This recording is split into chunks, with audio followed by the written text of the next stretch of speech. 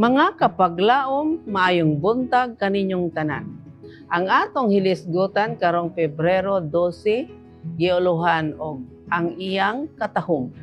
Ang atong teksto makita sa Mateo 6:28-29. Nagaingon, palandungan ninyo ang mga leryo sa kaumahan. Sugidlan ko kamo, nga bisan pa si Solomon, sa tibuok niyang katahuman, wala gani makabisti, maingon sa usa kanila. Kapaglaom, matod pa ni Elizabeth Talbot, ang akong inahan may gugmaon sa kainayahan.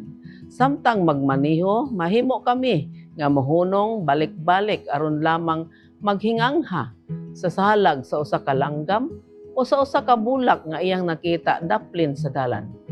Kasagaran, kami magbakasyon sa kinaiyahan. Iyang nakita ang himaya sa Dios sa katahom sa mga binuhat. Pipila ka semana sa wala pa siya mamatay, naglingkod ako sa kiliran sa iyang higdaanan. Og naghisgot kami mahitungod sa iyang mahimong serbisyo sa pagkamatay. Imbes sa iyang mga hulagway buot niya, nga akong ipakita ang mga hulagway sa mga langgam nga iyang nakuhaan, nga among gihimo. Siya sa tinuoray nagmaya sa katahom sa kinaiyahan nga nagpahayag sa gugma, pag-atiman o pagtagana sa Dios alang sa iyang mga binuhat. Sa diha nga gibuhat sa Dios ang kalibutan, buot niya nga ang iyang mga binuhat mapalibutan sa katahom.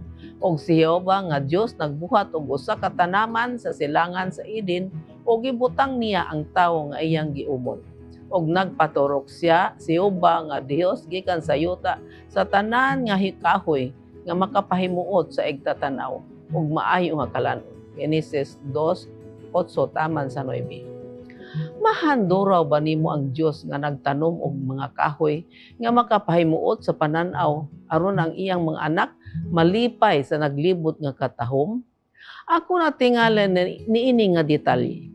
Kita magbuhat sa sama alang sa atong mga bata, maglibot kanila sa kulor ug katahom. Ang tanang katahom sa kalibutan gibuhat alang sa atong kalipay ug isip usa ka saksi sa iyang himaya. Iyang gidisenyo ang kahumot sa kapatagan, ang kahalangdon sa mga bulak, ug ang mga awit sa kalanggaman.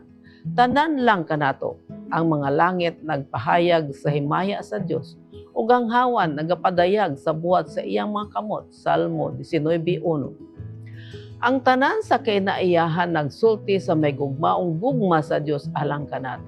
Gikan sa sinugdan, siya nagpalibot kanato sa katahom, ug sa diha nga misupil kita bato kaniya, siya namatay aron sa pagbayad sa atong lukat ug sa pagpasiguli kanato ngadto sa katahom sa paraiso. Si Jesus nagpahimangno kanato sa pagtan-aw sa kahalangdon sa mga bulak. Bisan si Solomon ang adunahan nga hari, wala magbiste sama kanila. Og siya nakiglantugi kanato. Kung ang Dios nagbiste sa mga bulak sa kapatagan nga molungtad lamang sa usa ka adlaw o kapin pa, dili ba siya magatiman kanato ang iyang pinalangga nga mga anak?